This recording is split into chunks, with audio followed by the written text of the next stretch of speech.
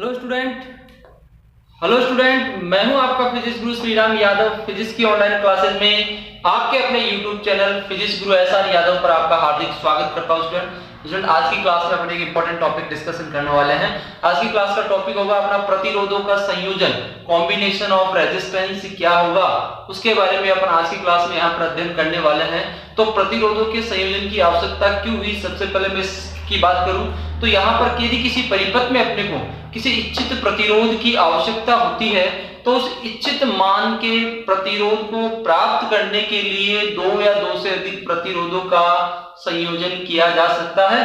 तो यहाँ पर जो भी अपनी उपलब्धता है उस उपलब्धता के आधार पर इच्छित प्रतिरोध के मान को प्राप्त करने के लिए दो या दो से अधिक प्रतिरोधों का संयोजन किया जा सकता है।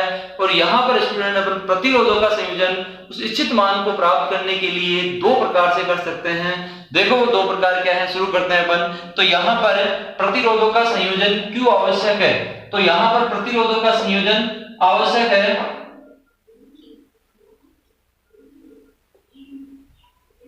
उपलब्धता के आधार पर इच्छित प्रतिरोध प्राप्त करने के लिए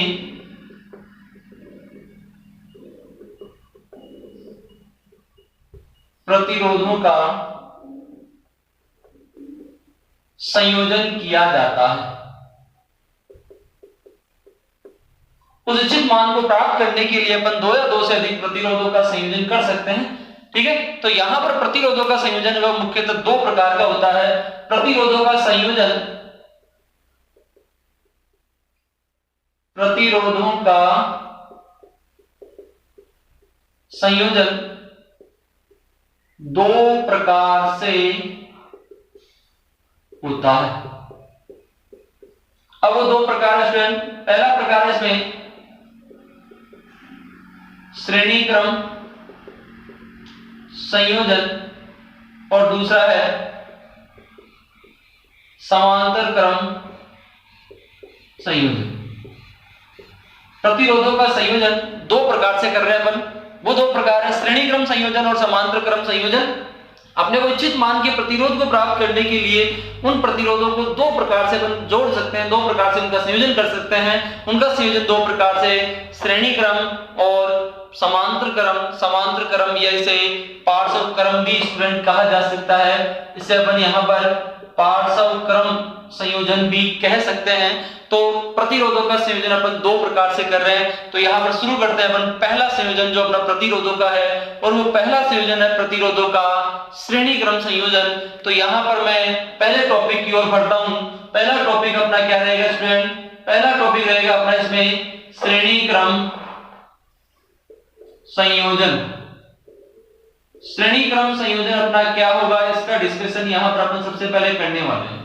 प्रतिरोधों को श्रेणी क्रम में यदि अपन संयोजित कर रहे हैं तो श्रेणी क्रम में संयोजित किस प्रकार करेंगे और श्रेणी क्रम संयोजन होता क्या है, उसका डिस्कशन यहाँ पर सबसे पहले करते हैं। तो सबसे पहले मैं बात करूं श्रेणी क्रम की, तो श्रेणी क्रम नाम से स्पष्ट हो रहा है, श्रेणी क्रम में एक प्रतिरोध के बाद में दूसरा प्रतिरोध क्रमवार जोड़ा जाता है, उसे अपन श्रेणी क्रम संयोजन कह सकते हैं। मतलब एक प्रतिरोध के बाद में दूसरे को, दूसरे प्रतिरोध के बाद में तीसरे को, शेष को इसी क्रम में यदि अपन संयोजित करते हैं तो प्रतिरोधों के उस संयोजन को श्रेणी क्रम संयोजन कहा जाता है स्टूडेंट। ठीक है, कहने का मतलब सीधी सी बात में ये कह सकते हैं कि प्रत्येक प्रतिरोध का जो दूसरा सिरा है वो अगले प्रतिरोध के पहले सिरे से संयोजित होता है। शेष संयोजन में भी इसी प्रकार रहता है, मतलब प्रत्येक प्रतिरोध का दूसरा सिरा अगले प्रतिरोध के पहले सिरे से संयोजित होता है, उसमें श्रेणी क्रम संयोजन किया जाता है। तो यहां पर श्रेणी क्रम संयोजन में क्या कर रहे हैं अपन, एक के बाद इस संयोजन में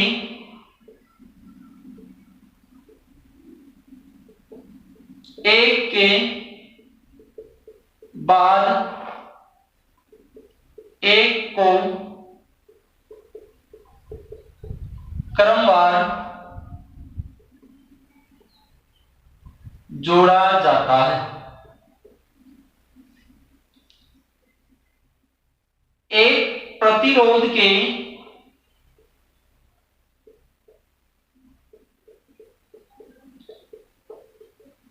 दूसरे सिरे को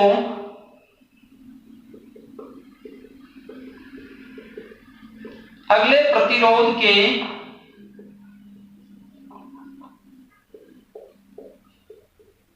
पहले सिरे से संयोजित किया जाता है। इस संयोजन की मुख्यतः ये दो बातें ध्यान रखो। इस संयोजन को में प्रतिरोध को एक के बाद में दूसरे प्रतिरोध को संयोजित किया जाता है, क्रमवार उनको जोड़ना है। और दूसरी बात, एक प्रतिरोध के दूसरे सिरे को अगले प्रतिरोध के पहले सिरे से अपने को जोड़ना है स्टूडेंट। शेष को अपन इसी क्रम में जोड़ते चले जाएंगे। बस एक के बाद में दूसरा, दूसरे के बाद में तीसरा, तीसरे के बाद में चौथा, शेष को इसी क्रम में संयोजित करते हैं तो उसे अपन श्रेणी क्रम संयोजन कहते हैं स्टूडेंट। इस श्रेणी क्रम संयोजन का उद्देश्य, मतलब प्रतिरोधों को श्रेणी क्रम संयोजित क्यों करते हैं, उसका यहां पर मैं उद्देश्य आपको बताना चाहूंगा स्टूडेंट। इस संयोजन का जो उद्देश्य है वो उद्देश्य है यहां पर प्रतिरोध के मान को बढ़ाने के लिए प्रतिरोधों को श्रेणी क्रम में संयोजित किया जाता है। उद्देश्य क्या है यहां पर? प्रतिरोध को बढ़ाने के लिए प्रतिरोध को बढ़ाने के लिए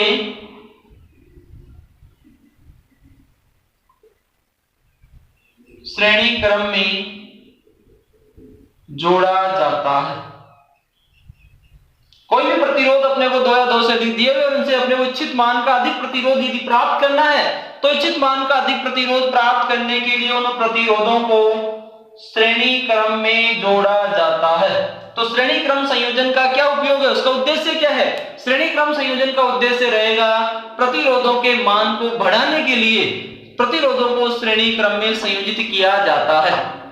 सही स्टूडेंट? तो यहां पर श्रेणी क्रम संयोजन को अपन समझने के लिए मान लो यहां पर अपन 3 प्रतिरोध ले रहे हैं, उन तीनों को श्रेणी क्रम में संयोजित कर रहे हैं अपन। तो यहां पर वो 3 प्रतिरोध क्या है, देखो एक प्रतिरोध अपने पास है R1, ये प्रतिरोध अपने पास R1 है।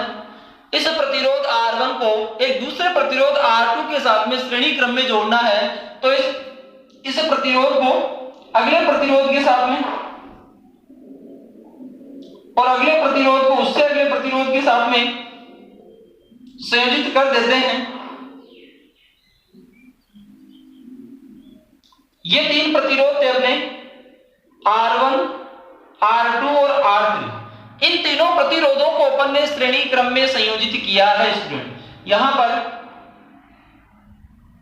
ये बिंदु A ले लिया अपन ने, ये बिंदु B ले लिया, ये बिंदु C ले लिया और ये बिंदु यहां पर D अपन ने दर्शा दिया स्टूडेंट। इन बिंदुओं के मध्य इन प्रतिरोधों को श्रेणी क्रम में, मतलब पहले प्रतिरोध का दूसरा सिरा दूसरे प्रतिरोध के पहले सिरे से जुड़ा हुआ है, फिर दूसरे प्रतिरोध का दूसरा सिरा तीसरे प्रतिरोध के पहले सिरे से, मतलब प्रत्येक प्रतिरोध का जो दूसरा सिरा है वो अगले प्रतिरोध के पहले सिरे से जोड़ा जाता है, उसे अपन श्रेणी क्रम संयोजन कहते हैं। अब यहां पर इस संयोजन को अपन जोड़ रहे हैं एक बैटरी से। मान लो यहां पर इस संयोजन को अपन एक बैटरी से जोड़ रहे हैं।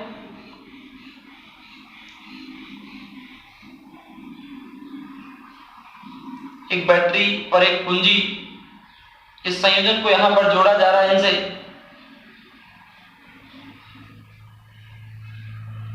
यदि कुंजी में डॉट लगाते हैं तो क्या होगा, कुंजी में यदि डॉट लगाते हैं तो कुंजी में डॉट लगाने पर इस परिपथ में धारा I प्रवाहित होने लग जाती है। जब ये धारा I बिंदु A पर पहुंच जाती है तो पहले प्रतिरोध में बहने वाली जो धारा है वो I ही रहती है। पहले प्रतिरोध में बहने वाली जो धारा है वो I ही है। इसी प्रकार दूसरे, तीसरे और चौथे प्रतिरोध में शेष प्रतिरोध जो रहेंगे उनमें भी धारा का मान I रहेगा।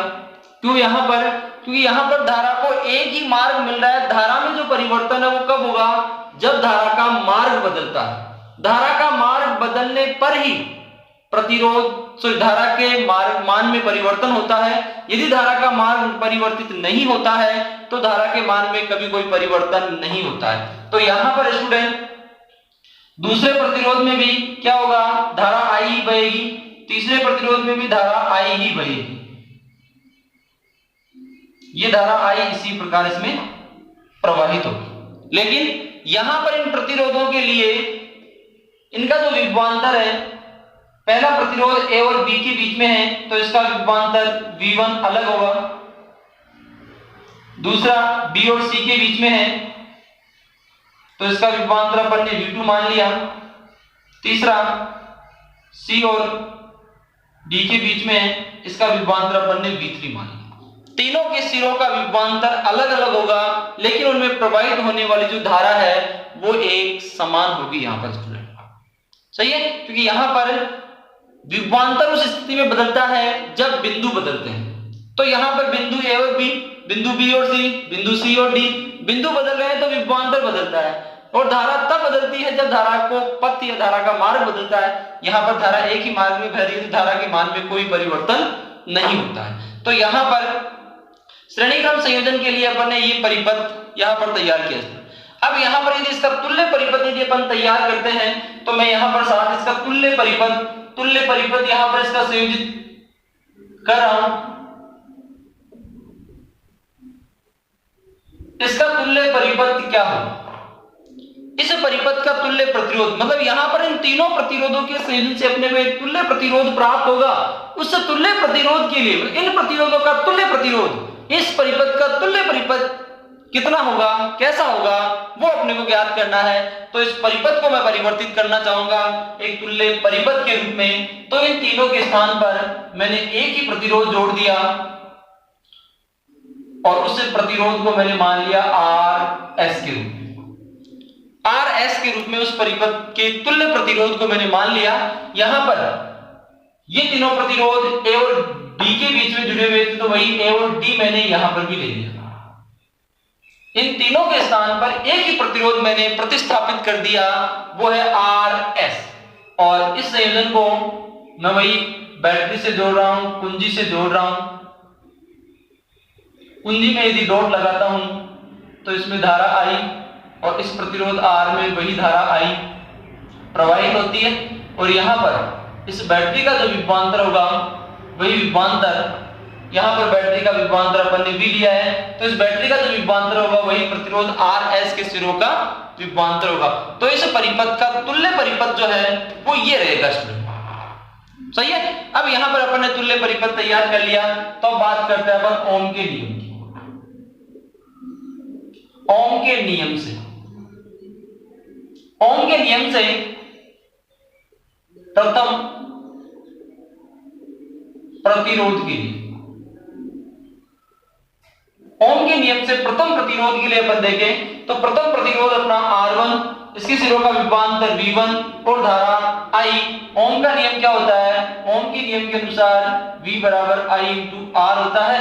तो यहां पर प्रथम प्रतिरोध के लिए क्या हो जाएगा, V1 बराबर I R, इसे समीकरण 1 दे दिया। द्वितीय प्रतिरोध के लिए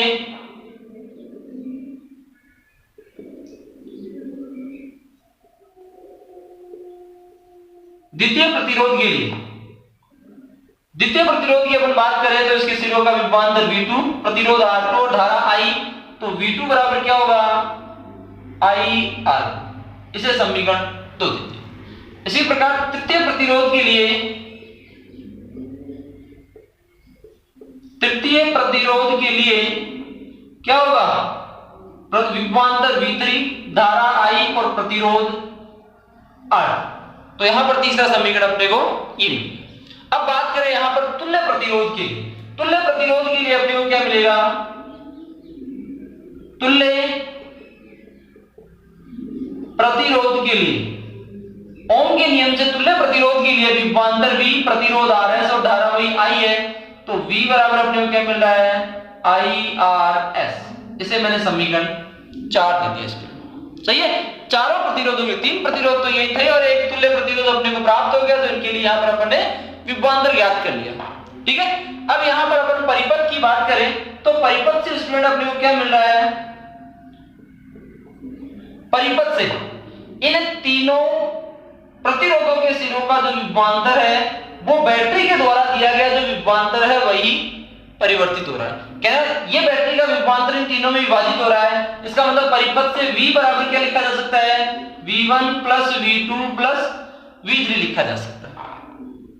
सही है, परिपथ से अपने को V बराबर V1 plus V2 plus V3 अपने को प्राप्त हो रहा है। तो यहां पर इन चारों समीकरणों से मान रखें, समीकरण 1 2 3 व 4 से मान रखने पर यदि इसे मान रखें तो V के स्थान पर क्या मिल रहा है, IRS बराबर V1 के स्थान पर IR1, V2 के स्थान पर IR2, V3 के स्थान पर IR3। तो यहां पर IRS बराबर स्टूडेंट I इन तीनों में कॉमन आ गया, R1 प्लस R2 और प्लस R3। ये I से I कैंसिल हो गया, तो RS बराबर क्या मिल गया, R1 plus R2 plus R2। अर्थात यहां पर श्रेणी क्रम संयोजन के लिए तुल्य प्रतिरोध का मान संयोजन में जुड़े हुए प्रत्येक प्रतिरोध के योग के बराबर होता है। श्रेणी क्रम संयोजन के लिए तुल्य प्रतिरोध का मान संयोजन में जुड़े हुए प्रत्येक प्रतिरोध के योग के बराबर होता है। RS बराबर R1 plus R2 plus R3 लिखा जा सकता है। यदि यहां पर संयोजन में 3 से अधिक प्रतिरोध जुड़े हुए हैं तो उस कंडीशन में क्या होगा, यदि n प्रतिरोधों को श्रेणी क्रम में n प्रतिरोधों को श्रेणी क्रम में संयोजित करने पर क्या होगा, n प्रतिरोधों के लिए अपन श्रेणी क्रम में संयोजित कर रहे हैं तो तुल्य प्रतिरोध का मान RS बराबर R1 plus R2 plus R3 कहां तक, Rn तक उस प्रतिरोध का मान होगा। n प्रतिरोधों को श्रेणी क्रम में संयोजित करने पर तुल्य प्रतिरोध का जो मान है वो ये रहेगा। अब यहां पर इस श्रेणी क्रम संयोजन से कुछ बातें स्पष्ट हो रही है। वो स्पष्ट बातें क्या हो रही है मैं उनको यहां पर डिस्कस करना चाहूंगा। तो पहली बात यहां पर क्या मिल रही है, श्रेणी क्रम संयोजन में श्रेणी क्रम संयोजन में प्रत्येक प्रतिरोध के सिरों का विभवांतर अलग अलग होता है, जबकि उनमें बहने वाली धारा समान होती है। डायग्राम से स्पष्ट हो रहा है, प्रत्येक प्रतिरोध के सिरों का विभवांतर यहां पर अलग अलग है, V1 V2 V3 अलग अलग है। R1 प्रतिरोध के लिए V1 है, R2 प्रतिरोध के लिए V2 है, R3 प्रतिरोध के लिए V3। प्रत्येक प्रतिरोध के सिरों का विभवांतर अलग अलग है, लेकिन उनमें बहने वाली धारा R1 में भी I धारा बह रही है, R2 में भी I धारा बह रही है और R3 में भी I धारा ही बह रही है। तो उनमें बहने वाली जो धारा है वो समान होती है। पहली बात तो यहां पर ही। दूसरी बात यहां पर स्टूडेंट अपने को क्या मिल रहा है, दूसरी बात यहां पर स्पष्ट हो रही है, श्रेणी क्रम संयोजन में तुल्य प्रतिरोध का मान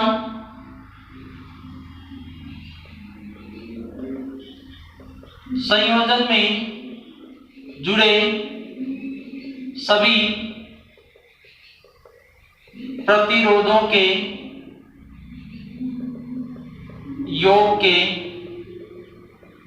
बराबर होता है।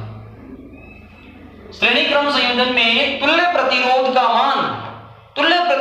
मान RS का मान संयोजन में जुड़े प्रत्येक प्रतिरोध के योग के R1 plus R2 plus R3 up to Rn तक प्रत्येक प्रतिरोध के योग के बराबर होता है। ठीक है, तीसरी बात अपने को स्पष्ट हो रही है यहां पर,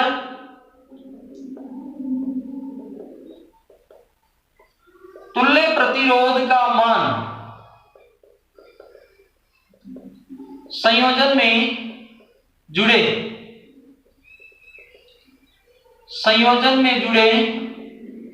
सबसे बड़े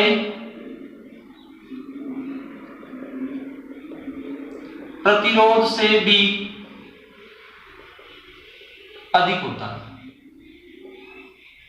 श्रेणी क्रम संयोजन में संयोजन के तुल्य प्रतिरोध का मान श्रेणी क्रम संयोजन में जुड़े हुए प्रत्येक प्रतिरोध में या संयोजन में जुड़े हुए सबसे अधिक प्रतिरोध से भी अधिक होता है तुल्य प्रतिरोध का मान। उदाहरण के तौर पर यहां पर मान लो 1 ओम, 2 ओम और 3 ओम के 3 प्रतिरोध अपने को दिया हुआ है, तो श्रेणी क्रम संयोजन में तुल्य प्रतिरोध RS बराबर क्या मिलेगा?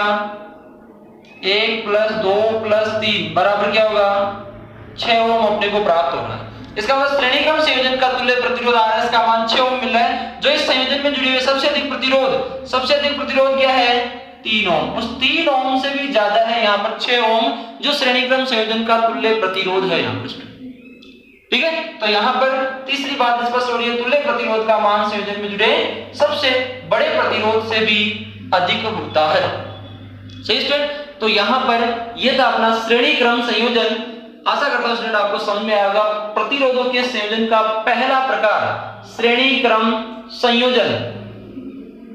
प्रतिरोधों के संयोजन के दो प्रकार की बात कर रहे थे, एक श्रेणी क्रम संयोजन और एक समांतर क्रम संयोजन। श्रेणी क्रम संयोजन यहाँ पर अपन पढ़ चुके हैं। श्रेणी क्रम संयोजन के अंतर्गत आपने देखा श्रेणी क्रम संयोजन का उद्देश्य क्या था? उद्देश्य था इसका प्रतिरोध के मान को बढ़ाना।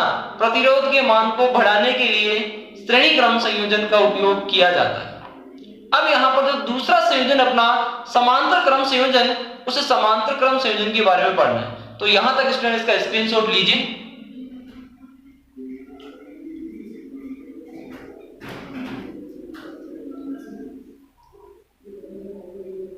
श्रेणी क्रम संयोजन यहां पर पूरा हुआ, स्क्रीनशॉट ले लिया इसका। अब मैं इसको रब कर रहा हूं यहां पर। अब दूसरे प्रकार की मैं बात कर रहा हूं, समांतर क्रम संयोजन क्या होगा उसकी बात कर रहा हूं, मैं उसकी ओर बढ़ता हूं। तो पहला संयोजन अपना पूरा हुआ, आशा करता हूं आपको समझ में आया होगा। चलो आगे बढ़ते हैं अपन इसको।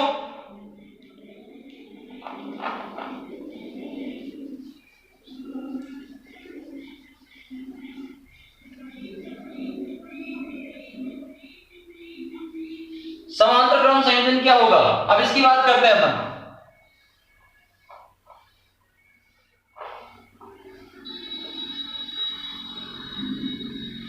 देखो दूसरा प्रकार, पहला प्रकार पूरा हो गया,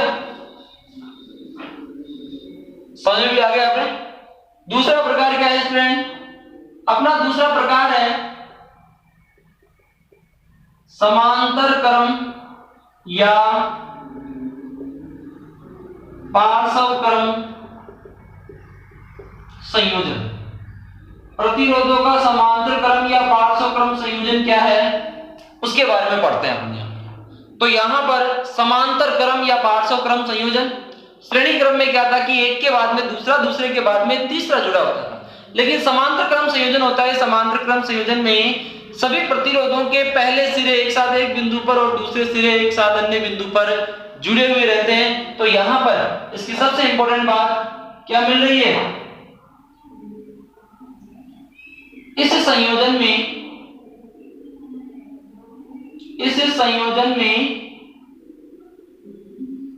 सभी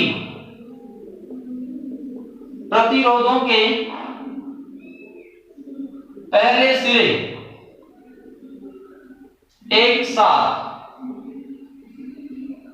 एक बिंदु पर, जबकि दूसरे सिरे एक साथ अन्य बिंदु पर जुड़े होते हैं। इस संयोजन की मुख्य बात यह है, कहने का मतलब जितने भी प्रतिरोध समांतर क्रम में जोड़ रहे हैं उन सभी प्रतिरोधों के जो पहले सिरे हैं वो एक साथ एक बिंदु पर जुड़े हुए हैं और दूसरे सिरे हैं वो एक साथ किसी अन्य बिंदु पर जुड़े हुए होंगे। ठीक है, इस संयोजन का उद्देश्य क्या रहेगा वो भी देख लो। समांतर क्रम श्रेणी क्रम के अपोजिट है। श्रेणी क्रम का उद्देश्य क्या था? प्रतिरोध के मान को बढ़ाने के लिए। यहां पर प्रतिरोध के मान को कम किया जाता है। प्रतिरोध के मान को कम करने के लिए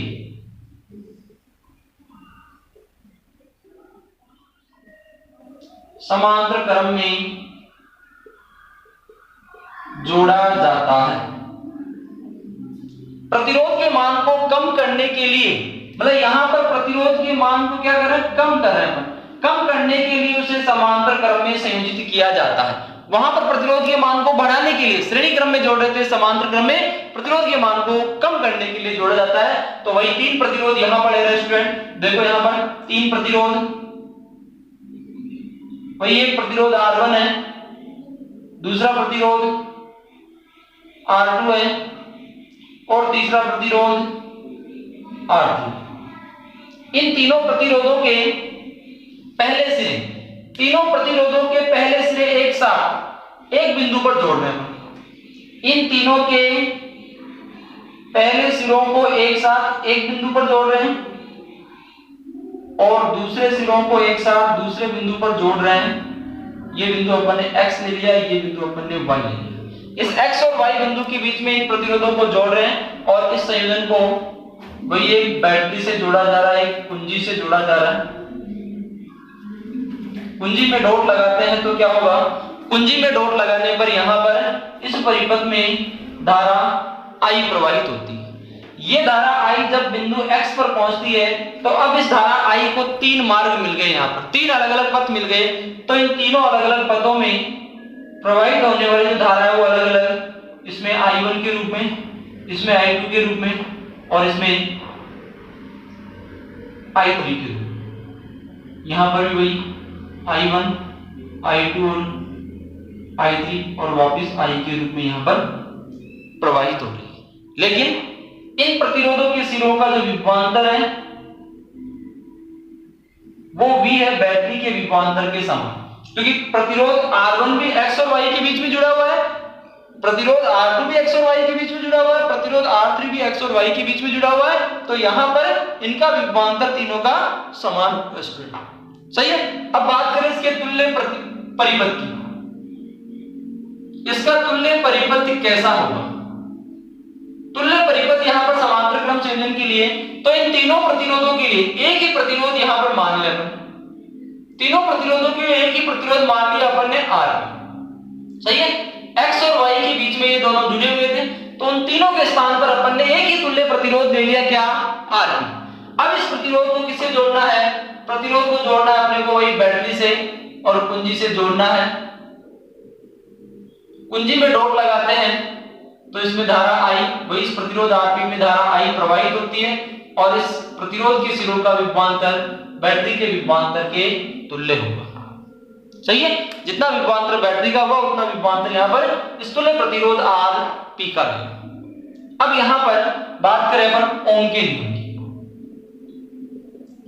ओम के नियम से, ओम के नियम से V बराबर I, तो I बराबर क्या मिल रहा है, V बटे R। ओम के नियम से अपने को ये चीज प्राप्त होगी, सही है। अब यहां पर इन सभी प्रतिरोधों के लिए देखें, प्रथम प्रतिरोध के लिए, प्रथम प्रतिरोध के लिए धारा क्या है, I1, विभवांतर क्या है, V, प्रतिरोध क्या है, R। द्वितीय प्रतिरोध के लिए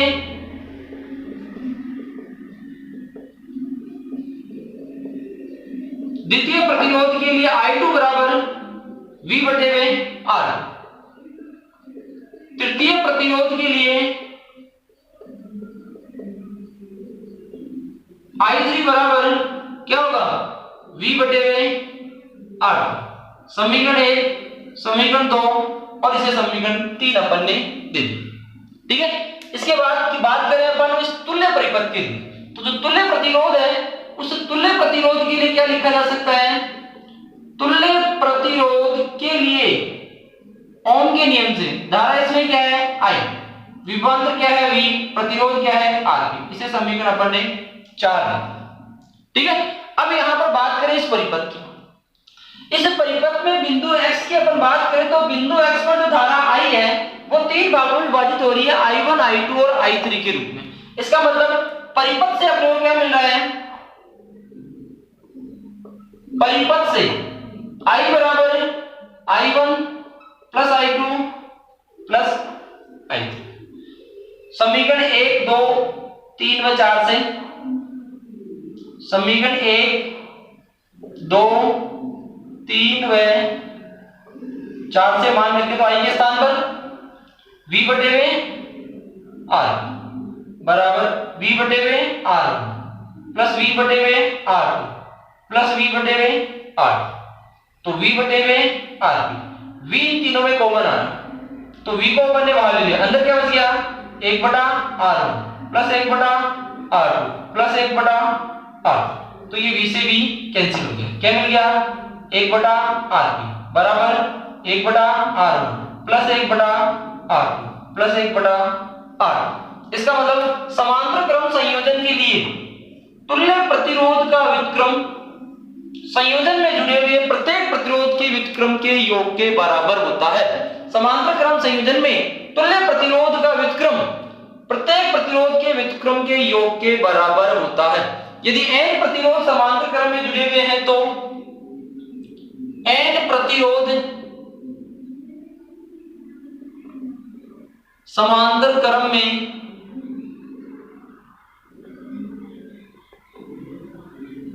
संयोजित होने पर, यदि n प्रतिरोध समांतर क्रम में संयोजित है तो तुल्य प्रतिरोध का मान 1 बटा Rp बराबर 1 बटा R1 प्लस 1 बटा R2 प्लस 1 बटा R3 कहां तक 1 बटा Rn तक, प्रत्येक प्रतिरोध का व्युत्क्रम अपने को वहां पर प्राप्त करना है स्टूडेंट, सही है। तो तुल्य प्रतिरोध का व्युत्क्रम प्रत्येक प्रतिरोध के व्युत्क्रम के योग के बराबर, सही है। तो यहां पर ये चीज समांतर क्रम के लिए, इसके लिए कुछ इंपॉर्टेंट बातें मैं यहां पर समझाना चाहूंगा आपको, वो क्या है देख लो यहां पर। पहली चीज क्या मिल रही है, समांतर क्रम में, समांतर क्रम संयोजन में सभी प्रतिरोधों के सिरों का विभवांतर समान, जबकि उनमें बहने वाली धारा अलग अलग होती है। पहली चीज चित्र से देखो, प्रत्येक प्रतिरोध के सिरों का विभवांतर V, R1 का विभवांतर V, R2 का विभवांतर V, R3 का विभवांतर V है, मतलब जितने भी संयोजन में प्रतिरोध जुड़े हैं उनके सिरों का विभवांतर एक समान V है यहाँ पर, लेकिन उनमें बहने वाली धारा अलग अलग है। R1 में धारा I1 बह रही है, R2 में धारा I2 बह रही है, R3 में धारा I3 बह रही है, सही है। तो यहाँ पर पहली चीज स्पष्ट हो रही है कि समांतर क्रम संयोजन में सभी प्रतिरोधों के सिरों का विभवांतर समान, जबकि उनमें बहने वाली धारा अलग अलग होती है। दूसरी चीज अपने को क्या मिल रही है,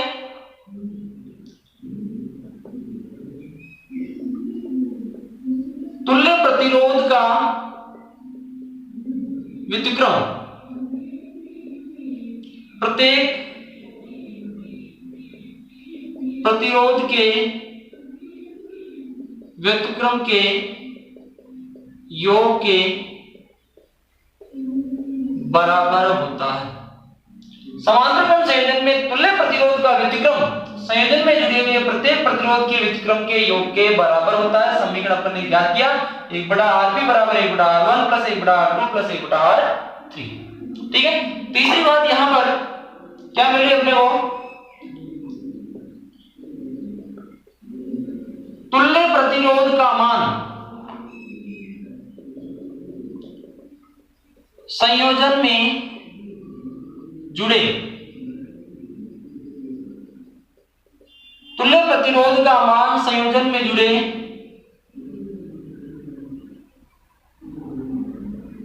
सबसे छोटे प्रतिरोध से भी कम होता है। श्रेणी क्रम संयोजन में क्या था, उल्टा था, तुल्य प्रतिरोध का मान संयोजन में जुड़े हुए सबसे बड़े प्रतिरोध से भी अधिक था, लेकिन यहां पर तुल्य प्रतिरोध का मान सबसे छोटे प्रतिरोध से भी छोटा होगा, क्योंकि उद्देश्य इस संयोजन का उद्देश्य है प्रतिरोधों के मान को कम करने के लिए इसका उपयोग किया जाता है। जैसे उदाहरण के तौर पर मान लो अपने पास 3 प्रतिरोध है, 1 ओम, 2 ओम और 3 ओम, इनको समांतर क्रम में जोड़ रहे हैं तो 1/Rb बराबर 1/1 प्लस 1/2 प्लस 1/3।